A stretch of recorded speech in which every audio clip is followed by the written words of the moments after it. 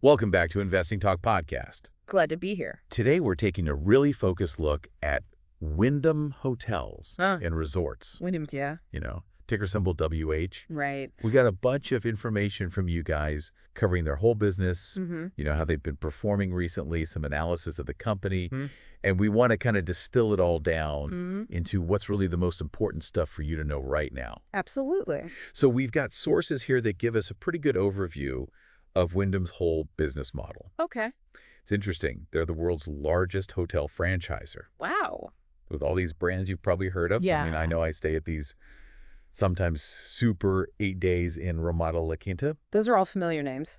And we've also got some recent technical analysis and news that's been impacting their stock price. Right. So we're going to try to unpack what all this means, give you a much clearer picture of Wyndham Hotels and Resorts as a company. Okay. Sounds good. So let's just jump right in. They've got this interesting business model we've got to talk about, this asset-light franchise model. Right. What does that actually mean for a company like this?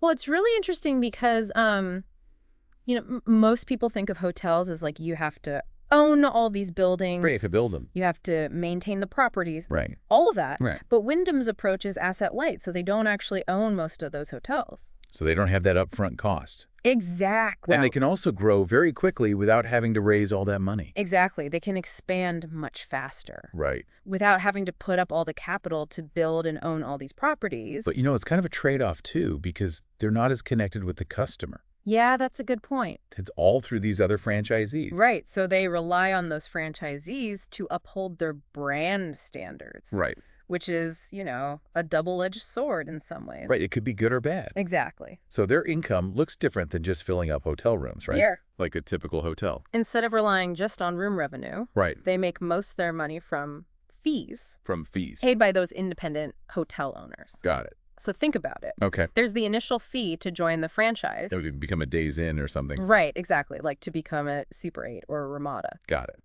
Then they have ongoing royalties, which Wow. is a percentage of the hotel's revenue. Okay. And then they also have marketing fees. Makes sense. And fees for using Wyndham's property management system. Ah, so they've got a lot of different ways to bring in money. Exactly. So it's not just tied to, how many people are staying in the rooms at any given time. And it's not just a few brands. Like you said, it's 25. That's right. 25 brands. That's huge. It is a very large portfolio. I mean, how significant is that for them?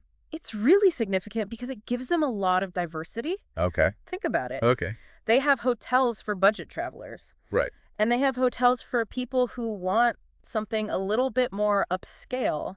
Right. Kind of like the whole range. Exactly. The whole spectrum of travelers. So they can capture a bigger customer base? Absolutely. A wider audience. And I guess it makes their franchise offering more attractive too. Exactly. Because potential hotel owners can choose a brand that fits their target market. Right. And they can benefit from that established brand recognition. That makes a lot of sense. Right.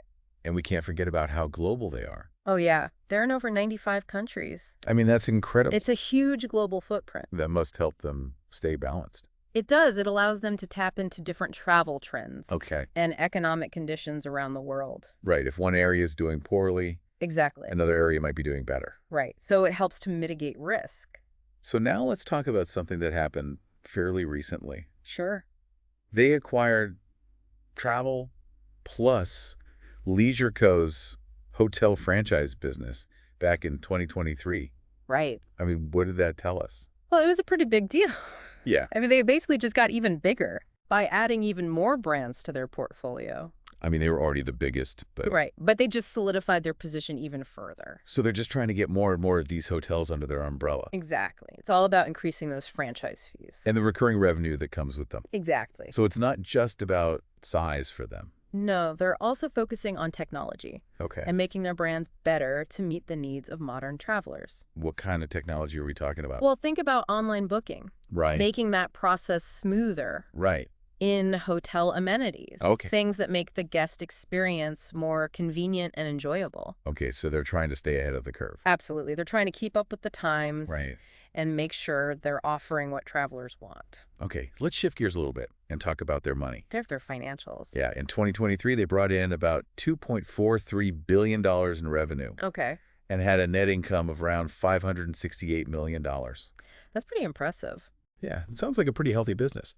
It does. It suggests they're managing their operations well. And that there's high demand for their brands. Exactly. Now, we don't have like detailed stock price trends right in front of us. Right. But we do know the stock was recently trading around 92.63 a share. Okay. And it had a 52-week range between 67.67 and 113.07. So that 52-week range tells us. Yeah. What does that tell us? Well, it gives us an idea of how much the stock price has fluctuated over the past year. Right. So how volatile it is. Exactly. And the fact that it's been going up a little bit lately Right. suggests some positive momentum, but it's just a snapshot in time. Exactly. We need to look at the bigger picture to really understand the trend. Right. And, stock prices are always influenced by so many things. Absolutely. The overall market, how the hospitality industry is doing, any news specific to the company. Right. It's a complex interplay of factors. We also know that the average trading volume is about 343,785 shares. Okay. Is that considered a lot of activity or not really? Well, I would say that's moderate liquidity. Okay. It means you can buy or sell shares without drastically moving the price. Right. But it's not like super high volume where there's a ton of investor frenzy. Right. It just suggests a healthy level of interest in the company. Okay, let's get into some of these technical indicators. Sure. We're seeing a 50-day moving average of around $90 Okay. and a 200-day moving average closer to $85. So what we see here Yeah, what are we seeing? is that the shorter term average is higher than the longer term average. Okay. And that's usually a good sign. It is. It suggests that the stock price has been trending upwards recently, Okay. and that this upward momentum is stronger than the longer-term trend, Got which it. is generally a positive signal. Then we have the RSI, the Relative Strength Index, Right. which is sitting around 60. So an RSI of 60 is generally considered to be in neutral territory. Okay. It means the stock isn't overbought or oversold right now, Got it. but it is getting closer to that 70 level. Which would mean... Yeah. Which could mean that it's getting a little bit overheated, Right. and we might see a price correction or a period of consolidation soon. Okay. But for now, it's still in a fairly healthy range. And the technical analysis overall is recommending a hold, Right. but it also mentions some specific prices to buy and sell at. Yeah, so basically they're saying if you already own the stock, you might want to just hang on to it for now. Okay. But if you're looking to buy, Right. you could wait for a dip down to that 50-day moving average around $90. Oh, okay. So maybe a buying opportunity. Exactly, a potential buying opportunity. And if you're thinking about selling, Right. they're suggesting you might consider it if the price drops below that 50-day moving average. Or if your RSI goes above 70. Okay. But it's important to remember Yeah. that this is just one way of looking at the stock. Right. Just one piece of the puzzle. Exactly. You need to consider other factors as well. Okay, now let's talk about some of the big news that's been impacting Wyndham. Like the fact that Choice Hotels tried to buy them, Yeah, that was a pretty big story. but then they backed out. Right, the deal fell through. How did that affect the stock price? Well, usually when a company gets a takeover offer, Yeah, their stock price goes up. right. People get excited. Exactly, because the buyer is typically offering a premium. Right. But when Choice Hotels withdrew their bid, Wyndham's stock price probably dipped a bit Makes sense. because that potential catalyst for growth was gone. So even though that deal didn't happen, Right. it sounds like the overall outlook for Wyndham is still pretty positive. Yeah, the analysts seem to be optimistic. Okay. They're expecting good things in the short to midterm. And they're projecting positive adjusted EBITDA growth. Right. What's driving all this optimism? Well, a few things. Okay. First of all, Wyndham has a very efficient franchise system, Right. We talked about that. and travel demand is continuing to recover after the pandemic. That makes sense. Plus, Wyndham is always working to improve their brand portfolio, Right. and they had a strong first quarter earnings report. So a lot of positive signs. Exactly. And we're seeing this reflected in the analyst ratings. Right. Both Seeking Alpha and Wall Street are giving Wyndham a buy rating, Okay. but they're also giving them lower grades for valuation. So what that means is Yeah, what does that mean? the analysts like the company. Okay. They think it has good prospects for growth, but they're not so sure about the current stock price. Right. They think it might be a little high relative to the company's actual value. So they're saying be careful. Exactly. Do your research before you invest. Now, we talked about the strengths of Wyndham's business model, but let's not forget about the risks, Of course. like their dependence on franchisees. Right. That's a big one. Why is that a risk? Well, if the franchisees don't do well, Right. Wyndham doesn't do well. Because they get money from them. Exactly. They rely on those franchise fees for their revenue. And they don't have total control over those individual hotels. Right? They can set brand standards. Right. But they can't micromanage every aspect of the guest experience. And the hospitality industry as a whole is very sensitive to things like the economy. Absolutely. And global events. Right. I mean, if there's a recession or some kind of geopolitical instability. People tend to cut back on travel. Right. And that hurts hotels. Yeah. But let's talk about the good stuff again. The strengths. The strengths, yeah. I mean, their brand portfolios is super diverse. It is.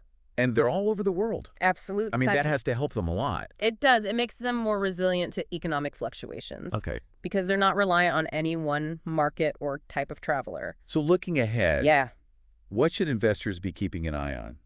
Well, obviously, earnings reports are always important. Right. They give us a snapshot of how the company is doing. Right. Wyndham is also looking to expand into new markets. So that's a potential growth opportunity. Exactly. But of course, there are always risks. Right. Like regulatory changes and just the general economic climate. Exactly. Those are things that are always in flux. And, you know, we have to keep in mind what the analysts are recommending, Right. which is basically buy, but be careful. Yeah, cautious optimism, I would say. So what's the best approach for different types of investors? Well, if you're a long-term investor, Okay. you might consider holding on to your Wyndham stock. Because they have those strong brands. Exactly. And they're so global. Right. But if you're new to Wyndham, Mm-hmm. it might be wise to wait and see. Yeah, wait for more information from those earnings reports and just see how the market is doing. So to sum it all up, we've learned a lot about Wyndham Hotels and Resorts. We have. They're a major player in the hotel world with a franchise model that has both strengths and weaknesses. Right. That failed acquisition attempt by Choice Hotels is something to keep in mind, Definitely. as well as their overall financial outlook and the signals from technical analysis. Right. Those are all important factors. So we hope this deep dive was helpful I hope so, too. and gave you a better understanding of Wyndham as a company. It's always important to do your own research Absolutely. and make sure any investment decisions align with your personal financial goals. If you found this helpful, please subscribe, like, and comment, and let us know what other companies you want us to analyze in future episodes. We appreciate your feedback. Thanks for joining us. Thanks for having me. We'll see you next time. See you then.